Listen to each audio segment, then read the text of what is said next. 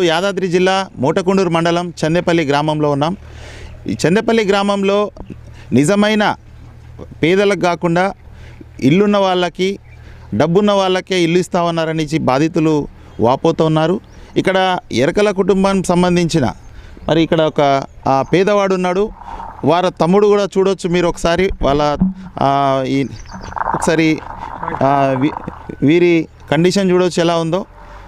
మరి నిజమైన పేదోళ్ళం కాకుండా మరి కేవలం కాంగ్రెస్ కార్యకర్తలకే ఇస్తున్నారని చెప్పేసి ఇక్కడ ఉన్న పేదవాళ్ళు చెప్తా ఉన్నారు. ఒకసారి ఈ రైతుని అడిగి తెలుసుకుందాం. వీళ్ళ ఇల్లు చూడవచ్చు మీరు. ఇక్కడ ఇల్లు అంటే దీన్ని ఇల్లు కూడా అనలేం, పశువుల కొట్టంలో మాత్రమే వాళ్ళు ఉంటా ఉన్నారు. ఇల్లు లేదు, వీళ్ళకు ఒక బాత్రూమ్ పోయే పరిస్థితి లేదు. ఆత్మగౌరవం దెబ్బతినేలాగా అడవిలో పొంటే మరి వీళ్ళు బతుకుతూ ఉన్నారు. మరి వారికి ఇల్లు లేకుండా కేవలం ఇక్కడ ఇది మేకల ఒక దొడ్డిలో వారు జీవిస్తూ ఉన్నారు. మరి వారిని ఒకసారి తెలుసుకునే ప్రయత్నం చేద్దాం. నమస్తే పెద్దాయన. నమస్తే సార్. నీ పేరేంది? నా పేరు మల్లేశ్వర్ సార్. చెప్పండి, మీకు ఇప్పుడు మీ సమస్య ఏంది? నా సమస్య ఇల్లు కావాలి సార్. ఇల్లు లేదు. ఇప్పుడు బేస్మెంట్ కట్టుకున్న వాళ్ళకు ఇల్లు ఇస్తామన్నారు. బేస్మెంట్ కట్టుకున్నాం. బేస్మెంట్ కట్టుకున్నాక ఈ పైసా చేసి చిట్టో బొట్టో చేసి బేస్మెంట్ లేపుకున్నాం. బేస్మెంట్ కూలగొడితేనే ఇల్లు ఇస్తాం, లేకపోతే లేదన్నారు సార్. ఇక బేస్మెంట్ కూడా కూలగొట్టాం.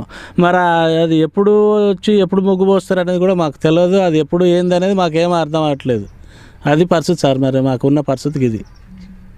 మీకు ఎన్ని ఎకరాల పొలం ఉంది? మాకేం లేదు సార్. మాకేం లేదు, భూమి అంటూ ఏం లేదు. కష్టం చేసుకుంటే బతుకుతాం. ఈ మల్లేష్ మరి ఫస్ట్ విడతలో ఆ మల్లేష్ పేరు వచ్చింది. ఇందిరమ్మ ఇల్లులో ఆ మల్లేష్ పేరు రావడం జరిగింది. ఆయన ఆశతో ఆయన ఉన్న ఆ ఇల్లుని చూడవచ్చు మీరు. ఇక్కడ పాత ఒక ఆయనకున్న ఇల్లుని మొత్తం కూలగొట్టి బేస్మెంట్ మొత్తం కట్టాడు. ఈ బేస్మెంట్ కట్టిన తర్వాత ఏమన్నారంటే ఈ బేస్మెంట్ అసలు తీసేయాలి, హైట్ ఎక్కువైంది, మీకు ఈ బేస్మెంట్ తీసేయాలంటే ఆయన చిట్టీలు కట్టి పేదోడు మరి అక్కడిక్కడ అప్పులు తీసుకొచ్చి బేస్మెంట్ కడితే మళ్ళీ బేస్మెంట్ తీసేస్తే తప్ప మీకు ఇల్లు రాదని చెప్పారు. చూడొచ్చు మీరు. ఈ బేస్మెంట్ మొత్తం కూడా మళ్ళీ కూలగొట్టేశాడు. ఇప్పుడు మళ్ళీ చెప్తా ఉన్నారు మీ ఇల్లు ఇప్పుడు శాంక్షన్గా రాలేదు, మీకు ఇంకా మీది రెండో విడతలో ఉంది, మీకు ఇల్లు శాంక్షన్ కాలేదని పెండింగ్ పెడతా ఉన్నారు. మరి ఏం చెప్పారు ఫస్ట్ మీ గ్రామ సెక్రటరీ ఏం చెప్పారు? అసలు ఇల్లు వచ్చిందంటున్నారా, రాదంటున్నారా? అసలు మీ ఆర్థిక స్తోమత ఏంది? అసలు ఇది మీరు ఎందుకు కట్టారు, మళ్ళీ ఎందుకు అది కూలగొట్టారు? మీ పేరు వచ్చింది, మరి మీరు ఎందుకు ఈ బేస్మెంట్ కూలగొడితేనే మీకు ఇల్లు వస్తుంది, లేకపోతే లేదు. బేస్మెంట్ కూలగొట్టాలి, బునాది మటరం చేయాలి, చేస్తేనే మీకు ముగ్గు పోస్తాం, ఇల్లు ఇస్తాం. మీరు అట్లా ఉండదంటే మా ఈ ప్రభుత్వాలు ఎక్కడనైనా లేదు కాబట్టి ఇయ్యం, మేము ముగ్గు పోయాం. ఎప్పుడు కూలగొడతారు ఏంది అనేది 2-3 సార్లు కోర్సు చేస్తే నేను సరే మేడం, నేను చాలా పైసలు పెట్టి కట్టుకున్నా, పైసలు కష్టం చేసి కట్టుకున్నా, ఓ చిట్టి వేసి కట్టుకున్నా, మరి ఇప్పుడు కూలగొడితే మరి ఎట్లా మేడం అని కూడా మాట్లాడితే అదంతా కాదు, రూల్స్ ప్రకారం పైనుంచి అట్లా వచ్చింది, నువ్వు చేస్తావా చేయవా అనేది మాట్లాడితే ఆ విధానంగా మళ్ళా దాన్ని కూలగొట్టడం అయింది సార్. కూలగొట్టినాం. ఇక మంగళవారం వస్తాం, బుధవారం వస్తాం, ఇంతవరకు ఏది లేదు. ఇప్పుడు ఆ కూలగొట్టి కూడా 10 రోజులకు వచ్చింది. చరిత్ర గది. ఇది 1,60,000 పెట్టుకున్నా సార్. 1,60,000 పెట్టి ఒక చిట్టి వేసుకొని, చిట్టి రేపు 10 తారీఖు కూడా ఒక అదే చిట్టి అల్లకెళ్ళి రూపాయి తినకుండా ఆ పైసలు దీనికి కూలగొట్టినా. ఇప్పుడు ఏం ఆధారం ఏం లేదు. ఇప్పుడు చేతిలో కూడా ఇప్పుడు మళ్ళీ బేస్మెంట్ కట్టాలన్నా కూడా నాకు దగ్గర 1 రూపాయి కూడా లేదు. ఏమన్నా వాళ్ళు ఇస్తేనే తప్ప నా దగ్గర అయితే రూపాయి లేదు. ఈ చందేపల్లి గ్రామంలో మరి ఎవరికైతే నిజమైన పేదవాడు ఎవడైతే ఉన్నారో, నిజమైన పేదలకు నిజ నిర్ధారణ కమిటీ వేసి నిజమైన పేదోళ్ళకి ఇల్లు ఇవ్వాలని చెప్పేసి ఇక్కడ ఉన్న పేదోళ్ళందరూ కోరుతూ ఉన్నారు. మరి మొన్ననే మరి ఈ పేదవాడికి పాము కాటుకు కూడా గురైనారు. మరి వచ్చేది మొత్తం వర్షాకాలం కాబట్టి మరి చూస్తూ ఉన్నారు కదా మీరు. ఇలాంటి గుడిసెలో ఈ పశువులు ఉండే ఆ కొట్టంలో ఉంటూ జీవిస్తూ ఉన్నాడు. వారికి మరి ఆత్మగౌరవం లేకుండా, ఒక వాష్రూమ్ పోయే పరిస్థితి లేకుండా, మరి చాలా వాళ్ళ తమ్ముడు పరిస్థితి చూస్తే వారు మొత్తం కంప్లీట్గా హ్యాండిక్యాప్డ్ అయి ఉన్నారు. అసలు ఒకసారి చూడొచ్చు వారి వాళ్ళ పరిస్థితులు చూడొచ్చు. మరి హ్యాండిక్యాప్డ్ ఉన్నాడు. సో ఆయనకు ఆరోగ్య స్థితిగతులు బాగలేక ఎంతో ఇబ్బంది పడుతున్న కుటుంబాన్ని మరి వెంటనే ఆదుకొని ప్రభుత్వం కాంగ్రెస్ ప్రభుత్వం ఇది మరి వాళ్ళు ప్రతిష్టంగా తీసుకున్న ఇందిరమ్మ ఇల్లు అని చెప్పి నిజమైన ఇందిరమ్మ ఇల్లు పేదవాళ్ళకి చెందాలని చెప్పేసి గ్రామస్తులు కోరుతా ఉన్నారు. చందేపల్లి గ్రామంలో మరొక బాధితులు ఉన్నారు. ఇందిరమ్మ ఇల్లు ఇస్తామన్న కాన్సెప్ట్లో వాళ్ళు మాకు శాంక్షన్ అయిందన్న ఆశతో ఆల్రెడీ 1,80,000 రూపాయలు పెట్టి ఖర్చు పెట్టి ఇక్కడ కంప్లీట్గా వీళ్ళు బేస్మెంట్ వేసుకున్న తర్వాత మళ్ళీ ఇక్కడ ఉన్న సెక్రటరీ కావచ్చు మరి సంబంధిత అధికారులు చెప్పారంట ఇది కంప్లీట్ మళ్ళీ తీసేస్తే తప్ప మేము దీని ఫోటో తీసుకోలేము, మీకు డబ్బులు రావని చెప్పారంట. ఒకసారి అక్కడ పేదవాడు మరి ఇక్కడ ఇల్లు కోసం ఆశపడి నష్టపోయానని బాధపడుతున్నారు. ఒకసారి వాళ్ళ వాయిస్లో విందాం. నమస్తే పెద్దయినా. నమస్తే. నీ పేరేంది? మనం ఇల్లు కూలగొట్టమన్నారు, కూలగొట్టిన ఇక మళ్ళా ఫోటో కొట్టుకోపోతాం అన్నారు. ఇక రాలేదు, ఇక వస్తామని చెప్పిర్రు. అట్లా 1:40 అయింది. చందేపల్లిలో మరొకరు మరి ఇందిరమ్మ ఇల్లు రాలేదని వాపోతున్నారు. ఒకసారి వారి మాటలు విందాం. నమస్తే అమ్మా. నమస్తే. మీ పేరేందమ్మా? సులోచన. మీకు ఇల్లు వచ్చిందా? రాలే. ఇల్లు ఉండే కూలిపోయింది, అంతా కూలిపోతే అమ్మేసినాం మా మరిది నా పొత్తుల. మళ్ళీ వేరే ప్లాట్ కొన్నాం, అలా కట్టుకుందాం అని చూస్తున్నాం. ఇస్తాం. చందేపల్లి గ్రామంలో మరి వీళ్ళు చెప్తున్నది నిజమా కాదా? మరి ఆ ఊర్లో ఉన్న కొందరు యువకులు ఉన్నారు. అక్కడ ఉన్న యువకుని ఒకసారి తెలుసుకునే ప్రయత్నం చేద్దాం. నమస్తే బ్రదర్. నమస్తే. మీ పేరేంటి బ్రదర్? నా పేరు మణిపాల్. ఓకే. మరి ఈ గ్రామంలో ఎవరికి కూడా ఇందిరమ్మ ఇల్లు రావట్లేదని చెప్తా ఉన్నారు.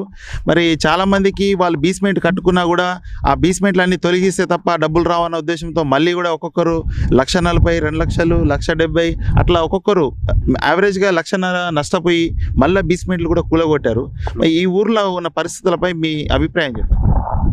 అయితే ఈరోజు ప్రభుత్వం ఏదైతే ఇందిరమ్మ ఇల్లు ఇస్తుందని చెప్పిందో ఆ ఇందిరమ్మ ఇల్లు పేరు మీద ఒక్కొక్కరు మామూలుగా బేస్మెంట్ వేసుకున్నారు. 1,00,000, 2 లక్షలు ఖర్చు పెట్టి బేస్మెంట్ వేసుకున్నారు. ఏం చేస్తున్నట్టే ఇప్పుడు పంచాయత్ సెక్రటరీలు కానీ, ప్రభుత్వ అధికారులు కానీ, ఎమ్మెల్యే కానీ, లేకపోతే సీఎం రేవంత్ రెడ్డి గారు ఏం చెప్తున్నారంటే ఎవరైతే బేస్మెంట్ కట్టుకురో వాళ్ళకి ఎవ్వరికి ఇల్లు ఇవ్వద్దు, ఖాళీ ప్లేస్ ఉన్న వాళ్ళకే ఇవ్వాలి. బేస్మెంట్ ఉంటే తొలగించాలి, అది బేస్మెంట్ ఉంటే తొలగించాలి, పిల్లర్లున్న తొలగించాలి. ఆ తొలగించిన తర్వాత ఆ ప్లేస్లో కట్టుకుంటే మాత్రమే ఇస్తాను ప్రభుత్వం అంటుంది. అయితే ఒక విషయం ఏంటంటే ఇల్లు పేదవాడు ఎవరికైతే కనీసం తినడానికి తిండి లేకుండా, నిద్రపోవడానికి ఇల్లు లేకుండా గుడిసెలలో ఉండేటోళ్ళకే ఇల్లు రావాలి. ఒకరు గుడిసెలో ఉన్నారు, నీళ్లు పోతున్నాయి, పాములు వస్తున్నాయి, పాములు కరుస్తున్నాయి. అలాంటి వాళ్ళు ఇల్లు బేస్మెంట్ వేసుకొని చిట్టీలు కట్టుకొని ఆ చిట్టి ఎత్తుకొని ఇల్లుకు కనీసం బేస్మెంట్ వేసుకుంటే ఆ బేస్మెంట్ తీసామని చెప్పినటువంటి ప్రభుత్వాలకు ఉన్నంతసేపు ఇలాంటి సామాన్యులకు అన్యాయం జరుగుతూనే ఉంటుంది ఇవాళ. ఎందుకంటే సామాన్యుడు ఒకడు ఎరకల్ బుల్లపల్లి మల్లేష్, మణి పటేల్, ఒక ఆయన రంగారెడ్డి, ఒక ఆమె సుమతమ్మ, కనీసం భర్త లేడు, పిల్లలు లేరు, ఆమె కూలి పని చేసుకుని బతుకుంది. అలాంటి వాళ్ళు కూడా బేస్మెంట్ వేసుకుంటే వాళ్ళని కూడా తొలగించాలని చెప్పారు ప్రభుత్వ పంచాయత్ సెక్రటరీలు. ఇలాంటి ఉన్నంతసేపు సామాన్యులకు అన్యాయం జరుగుతూనే ఉంటుంది. కానీ ఇప్పటికైనా రేవంత్ రెడ్డి ప్రభుత్వం కానీ, ఎమ్మెల్యే కానీ, ప్రభుత్వ అధికారులు కానీ ఆలోచించి సామాన్యులకు ఇల్లు వచ్చే విధంగా ఇవ్వాల్సిందిగా కోరుకుంటూ, ఈరోజు ఎందుకంటే ఎంతో బాధపడుతున్నారు, ఒకరు పాపం నడవలేని పరిస్థితి ఉంది. అలాంటి పరిస్థితుల్లో వాళ్ళు బేస్మెంట్ వేసుకుంటే ఆయన రూపాయి కూలి చేసుకొని అలాంటిది కూలగొట్టుకున్న పరిస్థితి వచ్చింది. బేస్మెంట్ కూలగొట్టుకుంటేనే ఇల్లు ఇస్తుందట, లేకపోతే ఇవ్వదట. కూడి గదిలోకి ఇల్లు ఇవ్వండి అని చెప్పేసి ఇప్పటికి కూడా కోరుకుంటూనే ఉన్నాం. ఇప్పటికి కూడా గ్రామంలో సభ్యునిగా అడుగుతూనే ఉన్నా, పేదోనికి ఇల్లు ఇవ్వాలి. పేదోళ్ళకి ఇల్లు ఇస్తున్నారా లేదా ఒకసారి వారి మాటల్లో కనుక్కుందాం. నమస్తే పెద్దమ్మా. నమస్తే. నీ పేరేం చెప్పు? బాలనరసమ్మ. చెప్పు. మేము కురుమాధవ్. అయితే భూములు ఉన్న వాళ్ళకే ఇల్లు ఇస్తుండ్రు, జాగాలు ఉన్న వాళ్ళకే ఇల్లు వస్తుండ్రు. మరి పేదోళ్ళకి వద్దా సారు? ఒక అది పెంకల రూమ్ ఉండొద్దు ఉన్నావు, రేకుల కొట్ట ఉన్న వాళ్ళకు ఇంట్లో ఉన్నావు. మరి రేకుల కొట్ట ఉన్న వాళ్ళకి ఇస్తలేవు, పెంకల ఇళ్ళకి ఇస్తలేవు. మరి ఏం సంగతి? పేదలకు సాయం చేయాలి కదా సారు? భూములు ఉన్న వాళ్ళకు ఇల్లు ఇస్తున్నావు, జాగున్న వాళ్ళకి ఇల్లు ఇస్తున్నావు. మరి జాగలేని వాళ్ళకి ఇల్లు వద్దా? పేదలకు సహాయకారం చెయ్యండి. పేదోళ్ళకు ఇండ్లు ఇవ్వాలి, ఉన్నోళ్ళకి ఇవ్వదు, లేనోళ్ళు ఉన్నోళ్ళని చూసి ఇవ్వాలి. గ్రామంలో ఈ పార్టోళ్ళు అది ఇది అని అనొద్దు సారు. పేదోళ్ళకి ఇవ్వాలి, గమనించండి. ఊర్లే అయినా పేదోళ్ళకి గమనించండి సార్. నమస్కారం. పేదోళ్ళకి ఇల్లు రావాలి, జాగున్నోళ్ళకే ఇల్లు ఇస్తుంది, పేదోళ్ళకి ఇవ్వాలి సారు. నీకు నమస్కారం చేస్తున్నారు రేవంత్ రెడ్డి.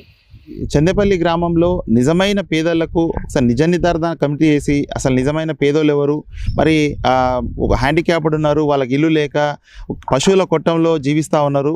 మరి వాళ్ళందరికీ నిజమైన పేదోడిగా గుర్తించి వాళ్ళందరినీ ఇల్లు కట్టించాలని చెప్పేసి గ్రామస్తులు కోరుతా ఉన్నారు. సో కెమెరామ్యాన్ రవితో రాజు.